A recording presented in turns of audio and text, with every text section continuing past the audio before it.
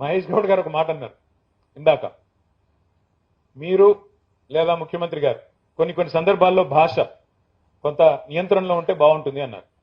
మహేష్ అన్న, నేనైతే గత 2.5 సంవత్సరాలుగా చాలా హ్యాపీగా ఉన్నా నా పొజిషన్లో. ఆపోజిషన్ బాగుంది, అట్లా అని ఇక్కడే ఉంటాం కాదు, కాకపోతే బాగుంది. కాకపోతే మరి ముఖ్యమంత్రి గారే ఎందుకో కంఫర్టబుల్ గా ఉన్నట్టు అనిపించట్లేదు. మీరు పెద్దలు, మీరు చెప్పండి, ఎందుకంటే ఇలాంటి వేదికలు అరుదుగా పంచుకునే అవకాశం వస్తుంది, వారికి చెప్పండి. తమిళనాడులో ఒక సమావేశంలో నేను ముఖ్యమంత్రి గారు పాల్గొన్నప్పుడు ఎదురుగానే కూర్చున్నాను. ముఖ్యమంత్రి గారు మాట్లాడిన తర్వాత నాకు అవకాశం వస్తే మీరు కూడా ఉన్నారు పక్కన. నేను సమర్థిస్తూ మాట్లాడాను, ఎందుకంటే రాష్ట్రం హద్దులు దాటిన తర్వాత ఆయన నా రాష్ట్రానికి ముఖ్యమంత్రి కాబట్టి ఆయన చెప్పింది కరెక్ట్, నేను కూడా దానికి వంత పాడుతున్నాను, సమర్థిస్తున్నానని చెప్పి తమిళనాడులో నేను కూడా మాట్లాడాను.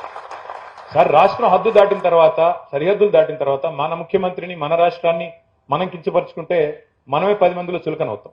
అట్లా హద్దులు దాటం. కానీ రాష్ట్రం లోపల ఉన్నప్పుడు కూడా అదే పద్ధతి ఉంటే బాగుంటుంది. అంతేగాని ఇక్కడికి రాగానే రక్తాలు కావాలి, ఇంకోటి కావాలంటే మాకు కూడా స్పందించక తప్పని పరిస్థితి. ఏదేమైనప్పటికీ పరిస్థితి మారింది. మీడియా ఎందుకు చెప్తున్నాను సుదీర్ఘంగా సోషల్ మీడియా గురించి అంటే, ఒకప్పుడు న్యూస్ రీల్ అని ఉండేది. మేము చిన్నగా ఉన్నప్పుడు సినిమా థియేటర్కి పోతే న్యూస్ రీల్ అనేసి మీకు గుర్తుండొచ్చు కొంతమందికి. న్యూస్ రీల్ అంటే ప్రపంచవ్యాప్తంగా జరిగిన న్యూస్ అన్నింటినీ ఒక రీల్ రూపంలో ఎంటర్టైన్మెంట్ కంటే ముందు మీకు న్యూస్ కూడా చూపెడతామని చెప్పి న్యూస్ చూపెట్టేది. అది న్యూస్ రీల్ జమానా. ఇప్పుడేమో రీల్స్ లో న్యూస్ వస్తున్నాయి. రివర్స్ అయింది సీన్. పిల్లలు ఇవాళ రేపు ఇది పేపర్లు ఇట్లా తిరిగేట్లేదు, ఇట్లా లేదా ఇట్లా. సో మారిన పరిస్థితికి అనుగుణంగా మనం కనుక చూసుకోకపోతే, మనం కూడా మారకపోతే, మనం కూడా అవుట్డేటెడ్ అయిపోతాం, ఆబ్సల్యూట్ అయిపోతాం. ఇవాళ మీరు చూస్తే రాయిటర్స్ అని ఒక సంస్థ ఉంది, వాళ్ళు సర్వే చేశారు ఈ మధ్యన. న్యూస్ కన్జంప్షన్ ఎట్లా ఉంది, వార్తల్ని ఎట్లా ప్రజలు తెలుసుకుంటున్నారు. అందులో వారు చెప్పింది ఏమంటే, వారి రీసెర్చ్, మీరు రాసిన వార్తలు కానీ, మీరు చూపిన వార్తలు కానీ, ముఖ్యంగా 18 నుంచి 25 ఏళ్ల మధ్య ఉండే పిల్లలు వాళ్ళు పేపర్లు, టీవీల ద్వారా తెలుసుకోవడం లేదు. దాదాపు 56% మంది 18 నుంచి 24 ఏళ్ల మధ్యలో ఉన్న వాళ్ళు న్యూస్ పేపరే చదవలేదు ఇంతవరకు.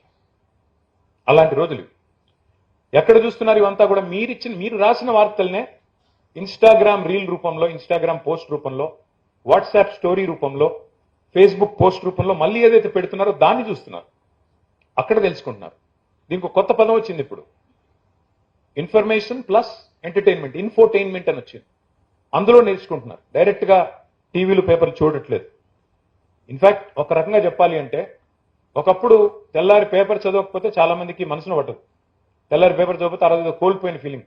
దసరా తెల్లారి, సంక్రాంతి తెల్లారి పేపర్ రానప్పుడు ఆ రోజు ఏదో కోల్పోయాము, ఆ రోజు ఏదో కింద మీద అయిపోయాము, మనం డిజోరియంటెడ్ గా ఉంటాం కొంతమంది. కానీ ఇప్పుడు పిల్లలు, ఇప్పుడు think about it, news is no longer consumed on schedule. రోజు ఉదయం న్యూస్ అన్నట్టు కాదు. Now news is consumed on demand. అంటే నాకు కావాలి అనుకున్న న్యూస్ ని మాత్రమే నేను చూస్తున్నాను. నేను వినాలి అంటే ఫలానా నాయకుని ఫాలో అవ్వాలి, ఆయన్నే ఫాలో అవుతా. ఇతరత్ర ఇంకెవరన్నా మాట్లాడుతుంటే నాకు తెలియదు. అట్లాంటి పరిస్థితి ఉంది ఇవాళ. ఇంకొక మాట కూడా చెప్పాలంటే, ఇన్ఫ్లుయెన్సర్స్ అని పెరిగారు. చాలా మంది influencers, content creators, YouTubers, digital జర్నలిస్టులని రకరకాలుగా కొత్త ఫార్మాట్ లో న్యూస్ వస్తా ఉంది. ఇదంతా ఎందుకు చెప్తా ఉన్నా మీకు, మీరు నవ తెలంగాణ, మీకెందుకు చెప్తా ఉన్నా ఇదంతా? ఎందుకంటే మీరు పెట్టిన చర్చ, మీరు ఇచ్చిన టాపిక్ మీడియా స్వేచ్ఛ, పత్రికా స్వేచ్ఛ అన్నారు. బట్ ఏ మీడియా? ప్రింట్ మీడియానా, ఎలక్ట్రానిక్ మీడియానా, డిజిటల్ మీడియానా? ఇది కూడా మనం ఆలోచించాల్సిన అవసరం ఉంది. ఇవాళ మీడియా స్వేచ్ఛ అంటే పత్రికల స్వేచ్ఛ మాత్రమే కాదు, టీవీల స్వేచ్ఛ మాత్రమే కాదు, సోషల్ మీడియా స్వేచ్ఛ మాత్రమే కాదు, వ్యక్తుల స్వేచ్ఛ మాత్రమే కాదు, సాంప్రదాయ మీడియాని, మీ స్వేచ్ఛని ఎలా కబలించాలో, ఎలా నియంత్రించాలో ప్రభుత్వాలకు బాగా తెలుసు. మీ అందరికీ ఎన్డీటీవీ టేక్ ఓవర్ కథ తెలుసు కదా. న్యూఢిల్లీ టెలివిజన్ ఒకప్పుడు ప్రణయ్ రాయ్ గారు, రాధికా రాయ్ గారు పెట్టారు. వారి మీద 2017లో తగామని ఈడీ, సిబిఐ వచ్చి పడ్డాయి. దాదాపు ఫ్రాడ్ జరిగిపోయింది, అదైంది ఇదైంది అని చెప్పి 7 సంవత్సరాలు నిరాటంకంగా, అప్రతిహతంగా ఇన్వెస్టిగేషన్ నడిచింది. 24లో క్లీన్ చిట్ ఇచ్చారు, ఏమీ లేదు, అంతా బాగానే ఉంది. ఈ లోపల ఏం జరిగింది? 7 ఏళ్లలో మధ్యలో ఒక పెద్ద ఆయన వచ్చాడు, ఒక కుబేరుడు, ఆ సంస్థను కొనుక్కున్నాడు, చెక్ రాశాడు, స్టోరీ అయిపోయింది. అనుకున్న కార్యం నెరవేరింది నిర్విఘ్నంగా. ఇది జరిగింది. ఇవాళ దేశంలో ఉన్న పరిస్థితి ఇది. వాస్తవం ఏంటి? తప్పు జరుగుతున్నా రాయలేని పరిస్థితి ఉన్నమాట వాస్తవం. తప్పు జరుగుతుందని తెలిసినా రాయలేని పరిస్థితి ఉన్నమాట వాస్తవం.